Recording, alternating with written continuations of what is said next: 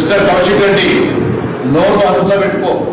ఇతరుల వ్యక్తిగత అంశాల మీద వ్యక్తిగతంగా దాడి చేయడం మానుకోకపోతే ఇదే విధంగా దాడులు చేయాల్సినటువంటి పరిస్థితి ఉందని. తెలంగాణలో ఒక ప్రశాంతమైనటువంటి వాతావరణం ఉంది. ఈ వాతావరణాన్ని చెడగొడితే ఎట్టి పరిస్థితుల్లో కూడా ఊరుకునేది లేదు. ఇక్కడ ఉన్నది రేవంత్ రెడ్డి గారి సర్కార్.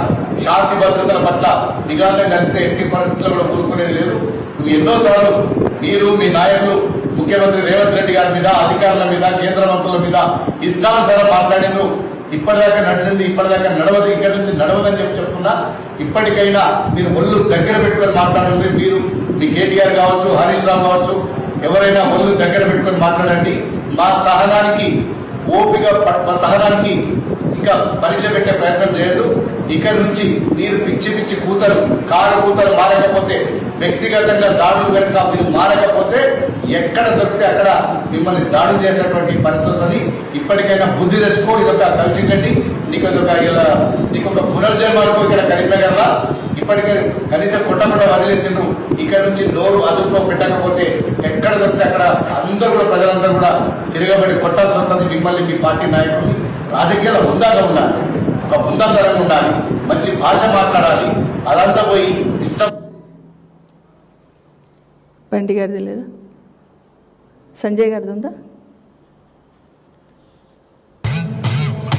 మీరు మేము కొట్లాడుకుని కాదు, కాంగ్రెస్ బీజేపీ కొట్లాడుకుని కాదు.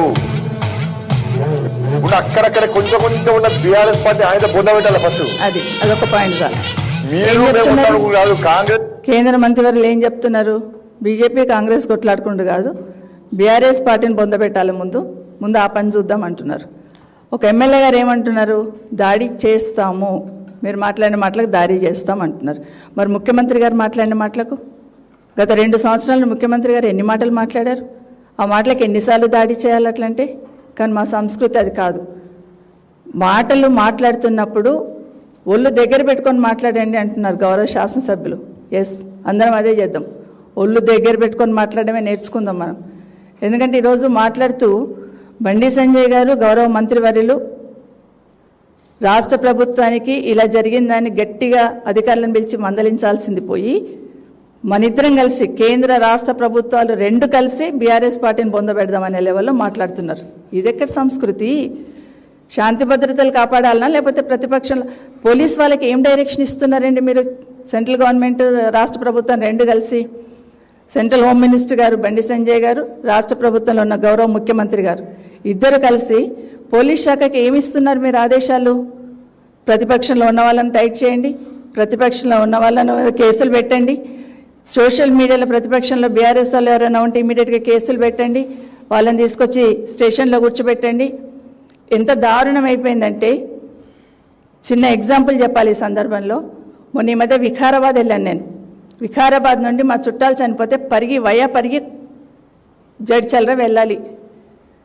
జడ్చల్రా వెళ్ళాలంటే, పరిగి దాటుకొని జడ్చల్రా వెళ్ళాలంటే కనీసం ఒక 50 మంది పోలీసులు నన్ను ట్రాక్ చేశారు. ఎందుకని? పరిగిలో ల్యాండ్ అక్విజిషన్ జరుగుతుంది, అక్కడ పోతానేమో అని. అదేదో నిషేధిత ప్రాంతం అయినట్టు, నేనేదో తప్పు చేసినట్టు ట్రాక్ చేస్తున్నారు. ఇదెక్కడ సిస్టము? స్వేచ్ఛగా ప్రయాణం కూడా చేయలేకపోతామా? ఇవేం ఆంక్షలు? మా మీద పెట్టే నిఘాలో 1% ఈ నేరాల పట్ల నిఘా పెట్టారనుకోండి, తెలంగాణ రాష్ట్రం ఇట తలంచుకోవాల్సిన అవసరం ఉండదు. దేశవ్యాప్తంగా పోలీస్ వాళ్ళను పోలీస్ పని చేయనీయండి.